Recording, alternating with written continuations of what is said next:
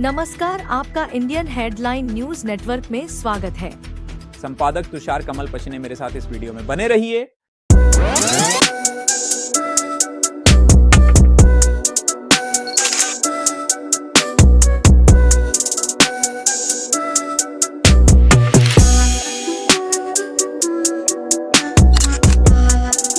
नमस्कार, न्यूज हेडलाईनमध्ये आपलं स्वागत आहे। मी धनंजय बळवाई, उपसंपादक, आणि आपण आलेलो आहोत की इथे आता रेणुका रिसॉर्ट मेहगाव इथे आलो आहोत आणि खासदार साहेब यांना आपण विचारणार की भाऊ आपण काय सांगाल की म्हणजे जे आता म्हणजे तुमचं शहरात आणि अख्ख्या भंडारा जिल्ह्यामध्ये बेरोजगारी खूप वाढलेली आहे, तर आपण काय सांगाल की असे रिसॉर्ट परत उघडले पाहिजे काय सांगाल?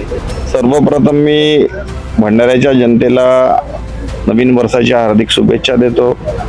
आज लांजेवार परिवाराचं अभिनंदन करतो की त्यांच्या परिकल्पनेतून एक इथं वॉटर पार्कची कल्पना शेतकऱ्यांना एक जोडधंदा म्हणून होत आहे। या कल्पनेसाठी मी त्यांचा अभिनंदन करतो आणि पुढच्या वाटचालीसाठी त्यांना शुभेच्छा देतो।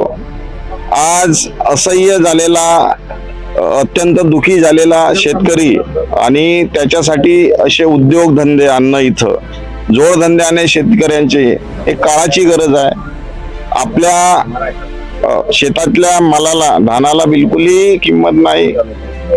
बाजूच्या छत्तीसगड मध्ये 3100 रुपये MSP आणि तिथे जो आहे एकरी 20 क्विंटल, आणि आपल्याकडच्या इथं अद्यावत पूर्ण देशाला सपोर्ट करणारा असा महाराष्ट्र, आणि महाराष्ट्राच्या भंडारा जिल्ह्यातल्या शेतकऱ्यांच्या धानाला जो माल आहे तो एकरी 2369 रुपये मात्र, आणि एका एकराला 16 क्विंटल, म्हणजे त्याच्या प्रति दिवसाचं उत्पन्न तुम्ही पाहिला तर 20 ते 25 रुपये फारच कमी आहे।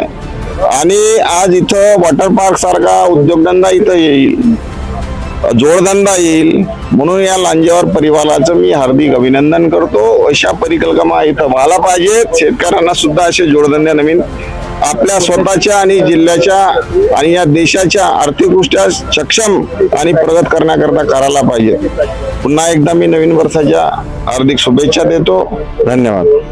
धन्यवाद।